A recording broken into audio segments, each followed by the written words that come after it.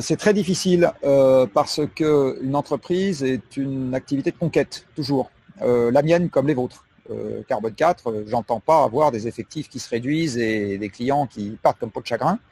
Ne serait-ce que parce que je crois que ce que je fais est utile et que c'est rare les chefs d'entreprise qui se disent je vends de la merde et ce que je fais n'a strictement aucun intérêt. Donc il y en a quelques-uns évidemment qui sont au-delà de ça, tout simplement parce qu'ils se foutent de savoir si c'est utile ou pas utile.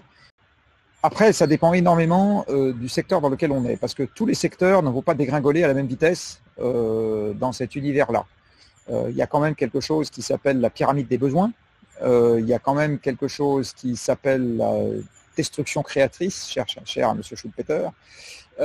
Et donc, on ne va pas souffrir de la même manière selon qu'on produit des patates ou qu'on vend des vols pour les Seychelles.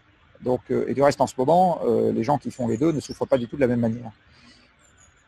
Voilà, ce qui est très difficile d'une manière générale, c'est de se faire à l'idée qu'on va faire partie des perdants. Jamais personne n'accepte de faire ça, c'est très très difficile. Ce qui est plus facile, c'est d'essayer d'être moins surpris si on a un coup du sort. Ça, c'est facile. Donc, j'en reviens à ce que je disais sur se renseigner.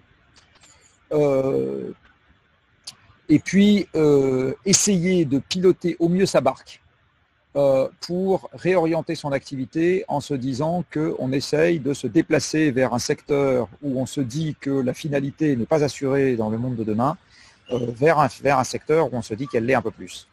Mais c'est évident que c'est un jeu qui se joue dans un contexte qui devient très différent de celui dans lequel on a joué dans le passé, et j'ai moi-même à ce stade pas la réponse à toutes les questions.